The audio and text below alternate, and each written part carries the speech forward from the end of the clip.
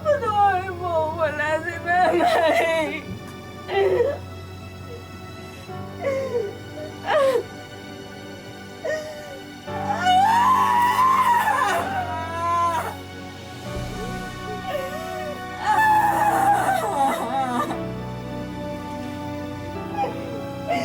Ay, Lola!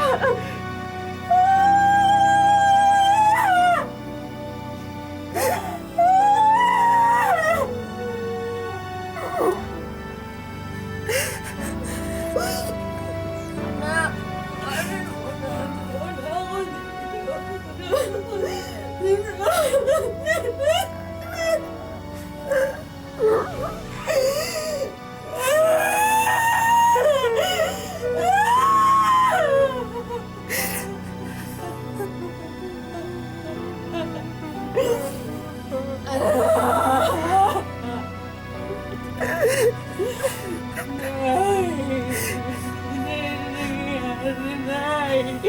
Wala ako Bakit nangyari sa akin to, Nay? Pinabita mo, makakauwi ka na. Pinabuti namin na dito lang sabihin sa'yo nangyari. Bakit dalawa yung kabaong? Matama ng tatay mo. Na pinagsaktan ni Otto si Mika. Hindi siya nakapagpigil. Napatay niya si Ome!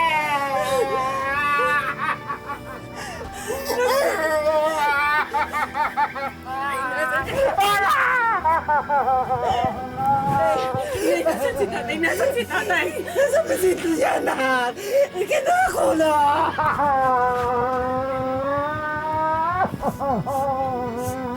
Nay!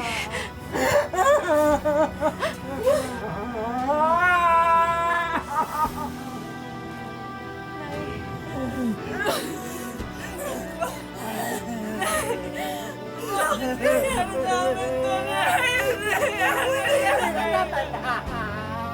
Patawarin mo, tatay mo!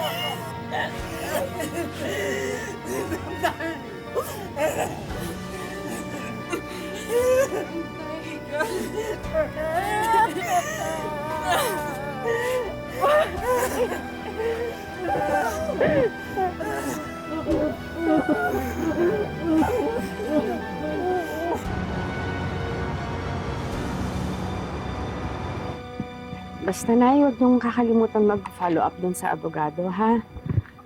Kung ano man ang gastos, huwag niyong alalahanin. Akong bahala sa lahat ng yun. Basta ang importante, mabulok sa kulungan yung pumatay kay Carlo.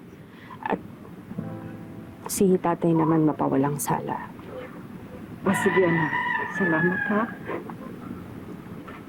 Kayo na ang bahala dito. Mag-alala, ha?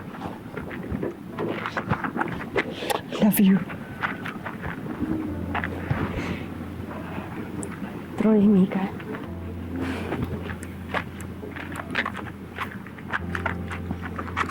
Alam ko, nagtatampo kayo sa akin kasi aalis na naman ako.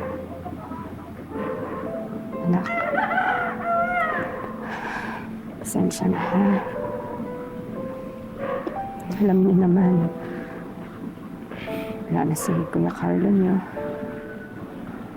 Wala na rin yung tatay niyo. Wala talaga tayong maaasahan para magtaguyod ng pamilya natin. Bakit hindi ka na lang dito magtrabaho, Nay? Anak, hindi kaya eh. Hindi talaga kakayanin. Kailangan ko umalis para matupad natin yung pangarap niyo na makatapos kayo ng pag-aaral. Nay, huwag po kayong mag-alala. Tutuparin namin ni Mika ang pangarap ninyo ni Kuya Carlo. Balang araw, Nay, hindi na kayo babalik sa Jordan. Mabubuo na ulit ang pamilya natin. May awa ang Diyos. May awa ang Diyos.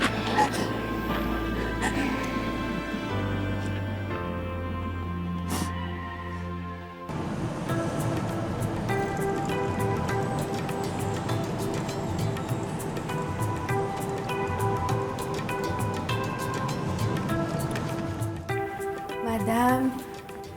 Maria! Abna, you're back!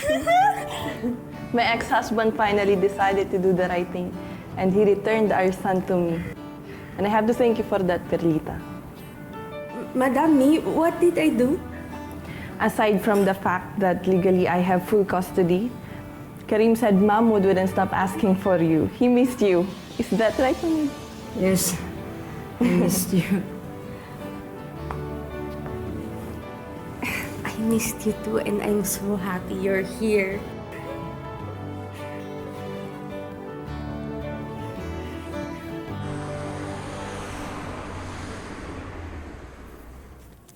Mika, ba't nandito ka? Hindi ba may pasok ka? O ba ayaw mo sumagot? Bakit hindi ka pumasok, ha? Ayoko. Nasisiraan ka na ba? Bakit pa ako papasok? Bakit pa ako mag-aaral? Mika naman. Di ba nangako tayo kay nanay na mag-aaral tayo? Natutuparin natin mga pangarap niya tapos... Wala nang pangarap, kuya! Sira na yung buhay natin! Alam mo ba kung anong tawag sa akin sa school? Yan yung ginasa ng tatay niya! Yan yung dahilan kung bakit namatay yung tatay niya! Kung bakit nakulong yung lola niya! Ngayon, sabihin mo sa akin, paano ba matutupad yung mga legend pangarap na yan? Mika.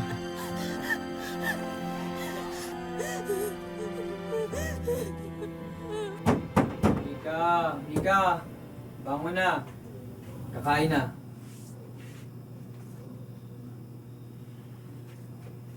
Mika, bilis!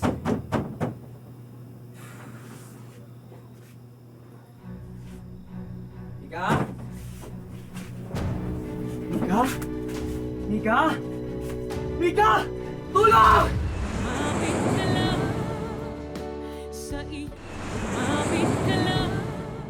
Nay, nasa ospital ho kami ngayon. Ano? Ano nangyari? Si Mika ho kasi, naglason. Huwag po kayong mag-alala, kasi okay naman po si Bunso. Sabi ng doktor, full recovery naman daw.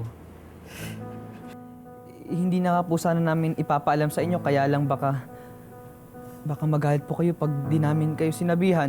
O, kausapin ko si Mika. I-video call ko po sandali lang.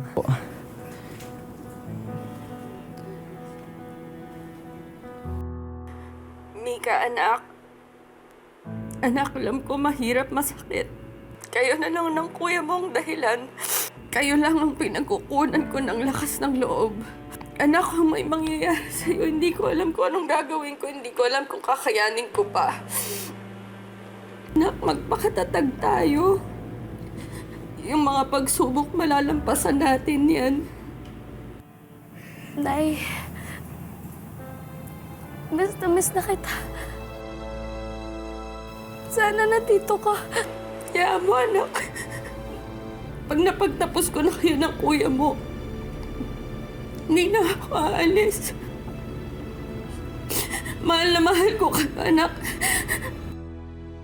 Tila malaking unos ang dumaan sa buhay ni Perlita.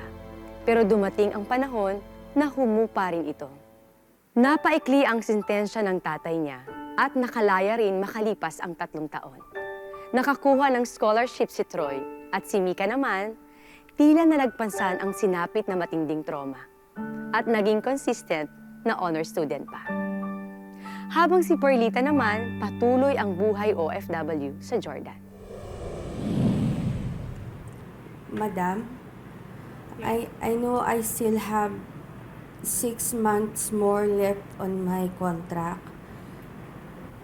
But is it okay if I go home? I really want to be with my children on their graduation.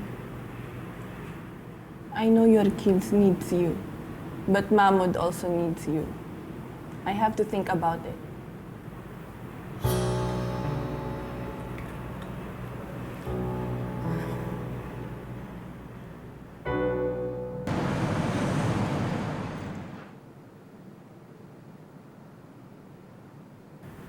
Madam, what's happening?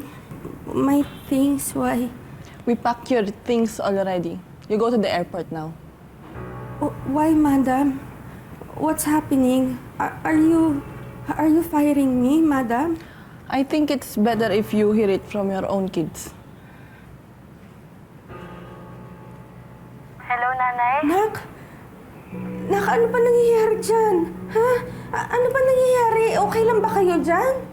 Maraming salamat sa pagsama sa ating istorya sa Tadhana. Nakaka-relate ka ba sa ating mga bida? Nako, i-comment mo na yan para sa iba't ibang kwento na punong-puno ng pag-asa at inspirasyon. Mag-subscribe na sa GMA Public Affairs at YouTube channel. I-click na rin ang bell button para lagi kang updated sa pinakabagong storya ng Tadhana.